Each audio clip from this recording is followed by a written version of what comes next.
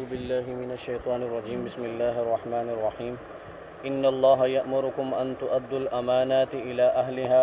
وإذا حكمتم بين الناس أن تحكموا بالعدل إن الله نعم ما يعظكم به إن الله كان سميعا بصيرا۔ یہ جو صورت ہے سورہ آل عمران نساء ہے، اس میں شروع سے لے کر تقریباً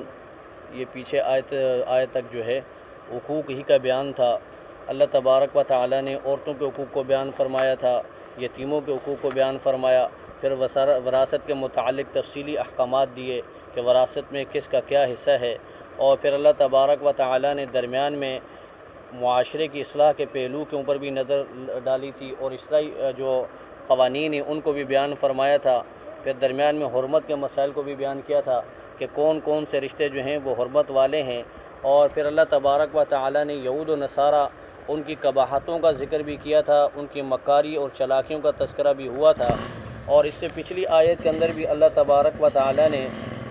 یہود کے حسد اور بغض کی طرف اللہ تبارک و تعالی نے توجہ دلائی تھی کہ یہ یہود جو اتنے حاسدین ہیں بدبخت کہ یہ اگر کسی کو اللہ تبارک و تعالی کے فضل سے کوئی نعمت مل جائے تو یہ جل کر بغض اور حسد میں راکھ ہوتے ہیں،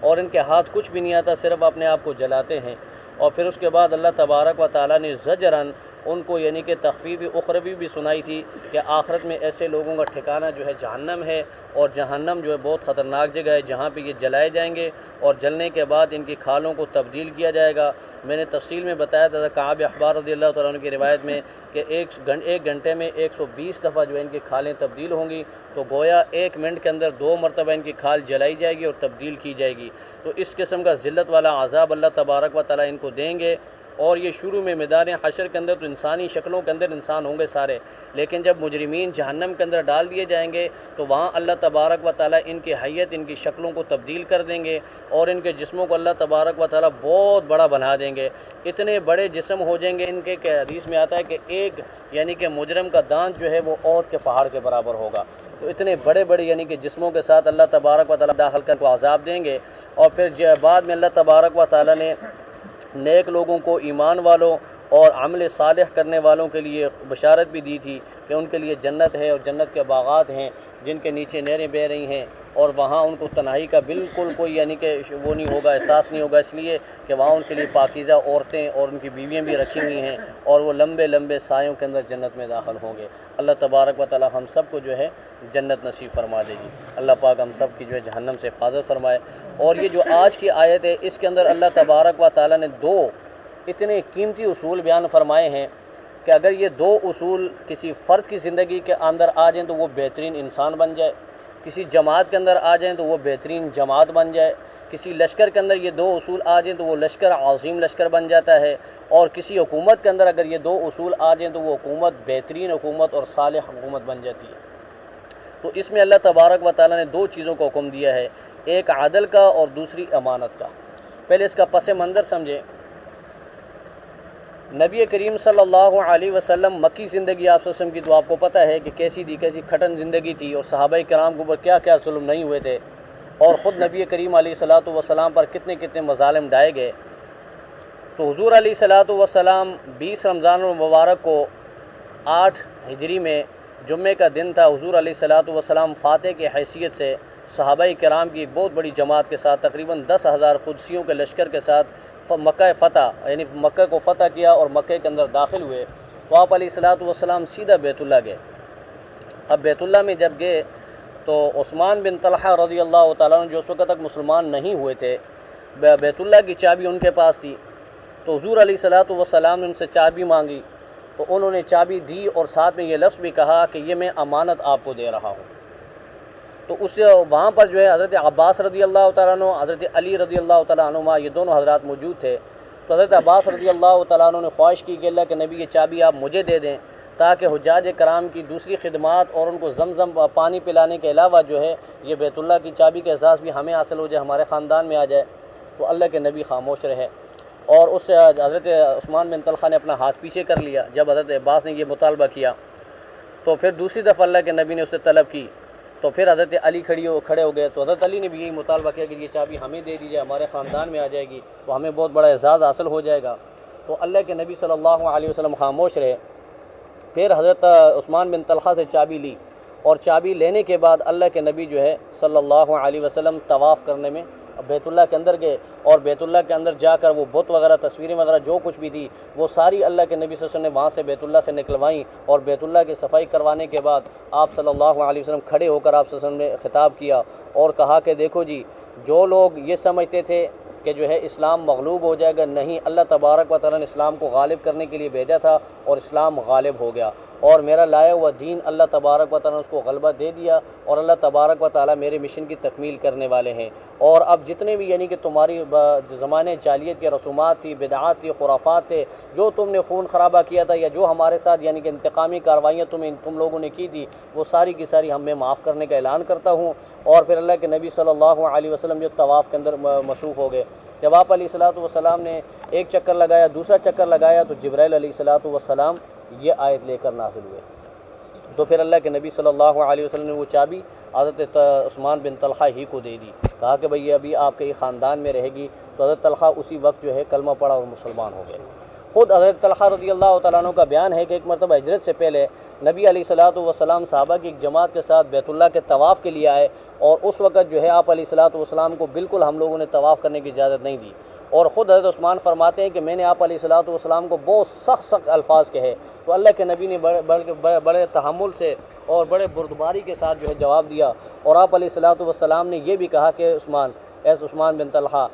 وہ وقت یاد کرنا تو جب یہ چابی تو خود میرے ہاتھ میں دے گا، اور پھر اس چابی کا مالک میں ہوں گا، میں جسے چاہوں گا اسے عطا کروں گا، تیرا اس وقت کیا حال ہوگا۔ تو کہا کہ یہ بات آپ صلی اللہ علیہ وسلم نے کہی، تو میں نے اس وقت یہ کہا کہ اس وقت تو جو ہے وہ تو بہت ہی ذلیل ہو جائیں گے، خوار ہو جائیں گے، غارت و تباہ و برباد ہو جائیں گے۔ تو اللہ کے نبی نے فرمایا نہیں، اس وقت قریش کی بہت بڑی عزت ہوگی، قریش کو بہت کام حاصل ہو جائے گا، وہ ذلیل نہیں ہوں گے۔ تو بہرحال اللہ تعالیٰ نے پھر وہ مقام بھی دیا کہ جب اللہ تعالیٰ نے مکہ کو فتح کیا، حضور علیہ الصلوۃ والسلام کے ہاتھ میں چابی تھی، تو اللہ کے نبی نے پھر وہ چابی اسی یعنی عثمان بن طلحہ کو لوٹا دی، اور پھر اس کے بعد اعلان کیا کہ یہ ابھی آپ ہی کے خاندان میں رہے گی، اور ابھی تک وہ چابی بیت اللہ کی انہی کے خاندان میں چلی آ رہی ہے، اور بعض لوگوں علماء نے لکھا ہے کہ قیامت تک یہ انہی کے خاندان میں رہے گی۔ بہرحال یہ اللہ تبارک و تعالیٰ نے ایک اعزاز دیا ہے۔ تو یہ دو چیزیں اللہ تبارک و تعالیٰ نے اس کے اندر بیان فرمایا کہ ایک تو امانت۔ اب امانت کا ایک عام یعنی کہ مفہوم یہ ہے کہ امانت ہم اس کو سمجھتے ہیں کہ کسی سے کوئی چیز لی تو اس کو امانت کہا جاتا ہے، لیکن علماء اور فقہاء کرام نے کہا کہ نہیں، امانت کا یہ مفہوم ہرگز نہیں ہے، بلکہ امانت کا مفہوم یہ ہے کہ جس بندے کے پاس جو اہلیت ہے، جو چیز ہے، وہ اس کے پاس امانت ہے۔ جیسے قرآن میں اللہ فرماتے ہیں اِنَّا عَرَضْنَا الْأَمَانَةَ عَلَى السَّمَاوَاتِ وَالْأَرْضِ وَالْجِبَالِ فَأَبَيْنَ أَن يَحْمِلْنَهَا وَأَشْفَقْنَ وَحَمَلَهَا الْإِنسَانُ۔ اللہ فرماتے ہیں کہ جب ہم نے اپنی امانت کو پہاڑوں پر، آسمانوں پر، زمین پر پیش کیا تو انہوں نے اس کو اٹھانے سے انکار کر دیا۔ اس امانت سے مراد کیا ہے؟ قرآن ہے۔ اور علماء نے لکھا ہے نماز، روزہ، وضو، غسل، حج، زکوٰۃ، یہ ساری امانتیں کس کی؟ اللہ کی امانتیں ہیں، اور ان کو بندہ صحیح طریقے پر اللہ کی مشیت اور اللہ کی چاہت کے مطابق بندہ احسن طریقے سے اس کو ادا کر لے تو گویا بندے نے اس امانت کا حق ادا کر دیا۔ اگر وہ اس کے اندر ڈنڈیاں مارتا ہے، مثال کے طور پہ نماز کے اندر وہ ڈنڈی مارتا ہے، نماز کو خشوع و خضوع سے نہیں پڑھتا، نماز کے جو ارکان کو صحیح طریقے سے ادا نہیں کرتا، رکوع صحیح طریقے سے نہیں کرتا، قیام صحیح نہیں کرتا، سجدہ نہیں صحیح کرتا، تو اللہ کے نبی نے فرمایا کہ یہ بہت بڑا چور ہے۔ اس کو کیا کہا؟ چور کہا، یعنی امانت کے اندر ڈنڈی مارنے والا وہ چور ہوتا ہے۔ جس کو چور کہا گیا تو ایسی یعنی عبادات کے اندر اس طرح کی ڈنڈیاں مارنا، یہ یعنی کہ امانت کے اندر خیانت کرنا ہے۔ اور پھر نبی علیہ الصلوۃ والسلام نے یہ ارشاد بھی فرمایا، اللہ کے نبی کی حدیث ہے کہ اربع اذا کن فیک، کہ 4 خصلتیں اگر تمہارے اندر ہوں، 4 خصلتیں ان کو لازم پکڑ لو، اگر وہ تمہارے اندر موجود ہیں، فلا علیک فیما فات من الدنیا، پھر اگر تمہارے سے دنیا فوت بھی ہو جائے، ختم بھی ہو جائے دنیا، تو تمہیں کوئی پرواہ نہیں کرنی چاہیے، اس لیے کہ تمہارے پاس وہ بہترین خصلتیں ہیں 4۔ وہ کیا خصلتیں ہیں؟ اللہ کے نبی نے فرمایا کہ پہلی خصلت حفظ الامانہ،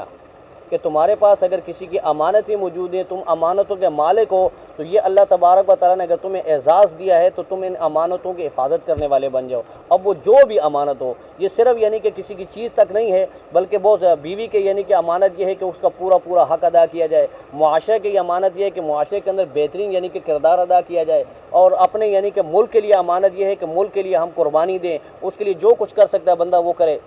یعنی کہ آپس میں پڑوسی کی جو امانت ہے وہ یہ ہے کہ اس کے حقوق کو ادا کیا جائے، تو یہ ساری امانت کے اندر آتی ہیں۔ تو پہلی چیز اللہ کے نبی نے خاص بتائی کہ حفظ الامانہ، کہ وہ یعنی کہ حفاظت کرے امانت کی۔ اور دوسرا اللہ کے نبی صلی اللہ علیہ وسلم نے فرمایا کہ دوسری خصلت اس کے اندر یہ ہے کہ وہ حسن الخلق، یعنی وہ بہترین اخلاق کا عامل ہو انسان۔ جس کے اندر یہ خصلت آ جائے کہ وہ بہترین اخلاق اس کے اندر ہوں تو سمجھ لو اللہ تعالیٰ نے اس کو سب کچھ عطا کر دیا۔ اور خود اللہ کے نبی صلی اللہ علیہ وسلم نے فرمایا کہ ان من احبکم الی احسنکم اخلاقا، کہ تم میں سے میرے نزدیک سب سے محبوب آدمی وہ ہے کہ جو اخلاق کا اچھا ہو، جس کے اخلاق اچھے ہوں، اطوار اچھے ہوں۔ اب ایک بندہ ہے وہ نمازی بھی ہے، پرہیزگار بھی ہے، روزے بھی رکھتا ہے، زکوٰۃ بھی دیتا ہے، صدقات بھی کرتا ہے، لمبی لمبی تسبیحیں بھی پڑھتا ہے، لیکن انتہائی بد اخلاق ہے، تو اللہ کے نبی نے فرمایا کہ اس سے میرے کو کوئی تعلق نہیں ہے، یہ مجھے اچھا نہیں لگتا۔ اب یہ اگر 10 مرتبہ ہزارہ مرتبہ اللہ کے نبی کے ساتھ محبت کا دعویٰ کرے لیکن وہاں سے اس کو ریجیکٹ کر دیا گیا ہے، وہاں سے انکار ہو گیا کہ یہ میرا نہیں ہے، ٹھیک ہے، اس کا دعویٰ تو ہے لیکن اس کے جو اعمال ہیں، اس کا جو اخلاق ہے، یہ اخلاق جو ہے وہ دو غیروں والا، یہ اخلاق میرا اخلاق نہیں ہے۔ تو اللہ کے نبی نے ترغیب یہ دی ہے کہ اپنے اخلاق کو اچھا کیا جائے، اور جس کے اندر دوسری خصلت کیا ہوگی، اخلاق اچھے ہوں گے اس کے، تو اللہ تبارک و تعالیٰ نے یہ 2 چیزیں جس کو عطا فرما دی۔ اور تیسری چیز اللہ کے نبی صلی اللہ علیہ وسلم نے فرمایا کہ عفت الطعام، کہ اس کا یعنی کہ انسان اپنی خوراک اور غذا اور اپنے کھانے کی چیز کو حلال اور طیب بنائے، محنت کرے، مزدوری کرے، جائز ذرائع سے وہ یعنی کہ مال حاصل کرے، پھر اس کے ذریعے جب غذا جسم کے اندر جائے گی تو اللہ تبارک و تعالیٰ کی طرف سے خود بخود یہ اخلاق حمیدہ پیدا ہوں گے۔ اگر انسان کے جسم کے اندر، پیٹ کے اندر حرام لقمہ جائے گا تو پھر اخلاق حمیدہ نہیں پیدا ہوتے، پھر اخلاق رذیلہ پیدا ہوتے ہیں، پھر انسان جو بد اخلاق بن جاتا ہے، پھر اس کے اندر کی خصلتیں جو ہیں اللہ تبارک و تعالیٰ بگاڑ دیتے ہیں،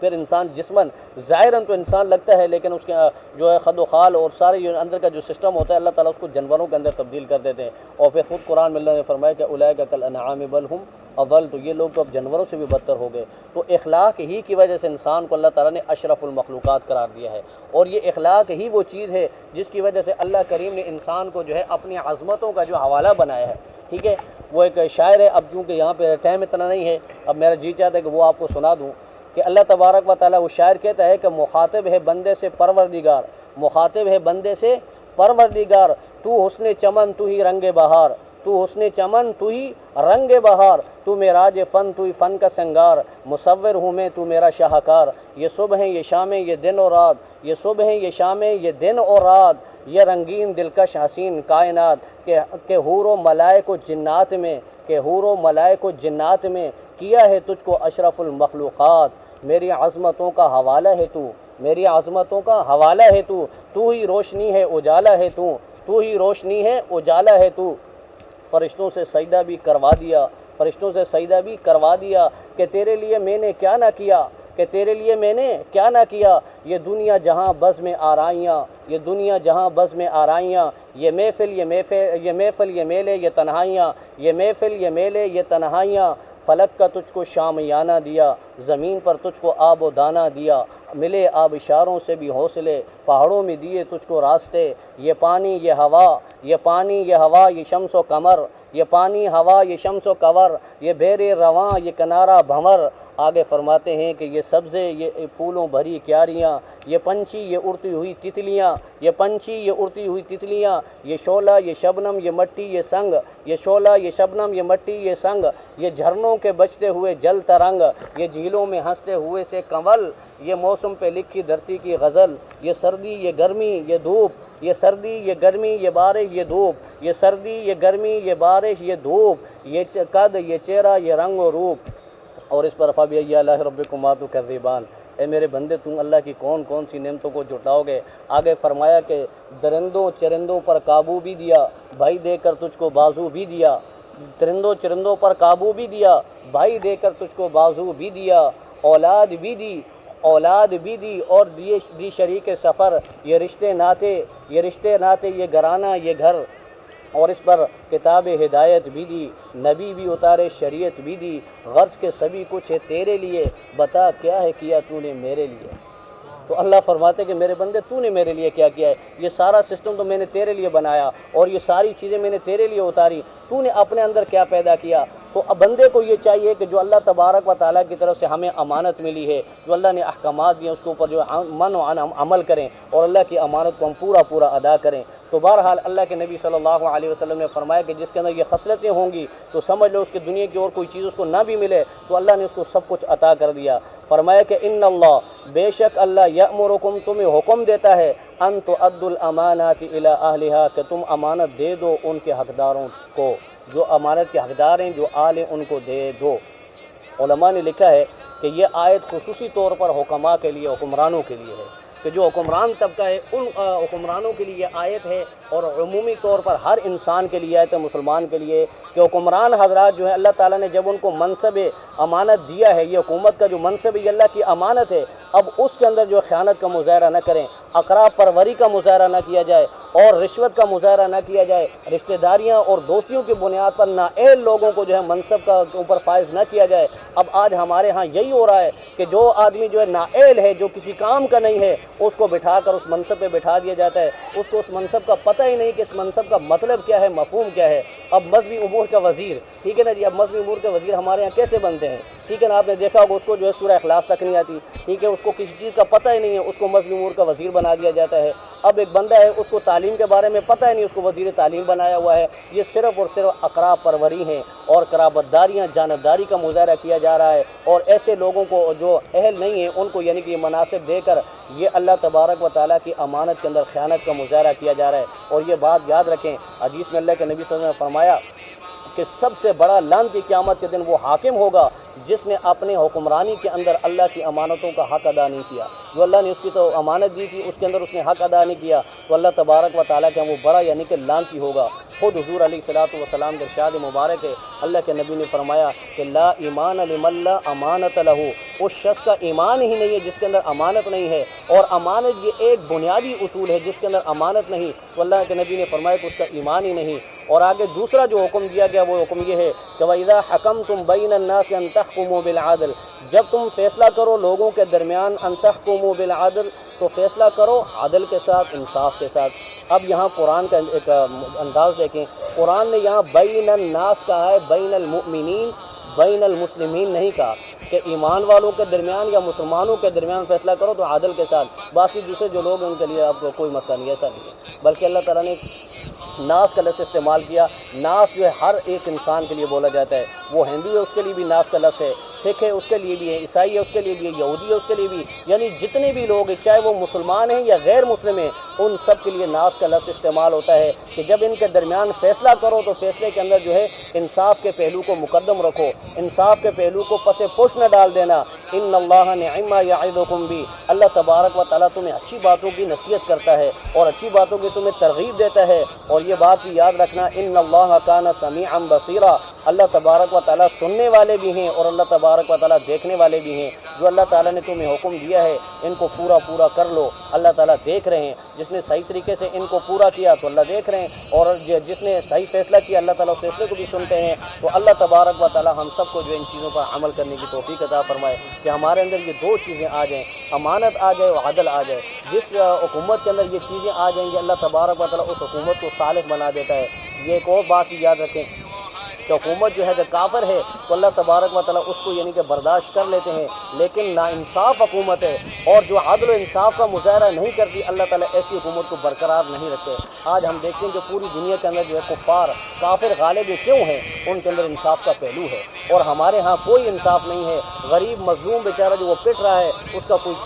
سنوائی نہیں ہے، اور باقی پیسے والے جو وہ دم دناتے پھر رہے ہیں، جو جس کو چاہے ماریں، جس کو چاہے قتل کریں، جس کی چاہے عزتیں لوٹیں، کوئی پوچھنے والا نہیں۔ تو جب ایسا حالات ہوں گے تو اللہ تبارک و تعالیٰ کی طرف سے پہلی سزا یہ ہوگی کہ اللہ تبارک و تعالیٰ آسمان سے بارشوں کو بند کر دیں گے۔ دوسری سزا یہ ہوگی کہ اللہ تبارک و تعالیٰ آسمان کے دروازوں کو بالکل کھول دیں گے، سیلاب کی شکل میں، ٹھیک ہے، طوفانوں کی شکل میں بارشیں ہوں گی اور پھر تباہی مچا دیں گی۔ جو آج ہم دیکھ رہے ہیں، جو بارشیں یعنی کہ موسم نہیں ہوتے تھے ان موسموں کے اندر اللہ تعالیٰ نے بارشیں شروع کر دی، اور بارش بھی پھر ایسی آتی ہے کہ کتنے لوگ ہلاک ہوئے، کتنے لوگ شہید ہو گئے، ٹھیک ہے، مکانات تباہ ہو گئے، کھیتی باڑیاں تباہ ہو گئی۔ تو یہ کیا ہے؟ یہ اللہ کی طرف سے ہمارے اوپر آزمائش ہے۔ اگر اب بھی ہم نہیں سدھرے تو اللہ تبارک و تعالیٰ ہم سب کی حفاظت فرمائے کہ اللہ تعالیٰ کو اس سے بھی بڑا سخت عذاب نہ بھیجے۔ اللہ پاک ہم سب کو جو ہے ان باتوں پر عمل کرنے کی توفیق عطا فرمائے، اور اللہ کریم ہم سب کو امانت اور عدل کا مظاہرہ کرنے کی توفیق عطا فرمائے۔ وآخر دعوانا ان الحمد للہ رب العالمین۔ اللهم صل على سيدنا ومولانا محمد وعلى آل سيدنا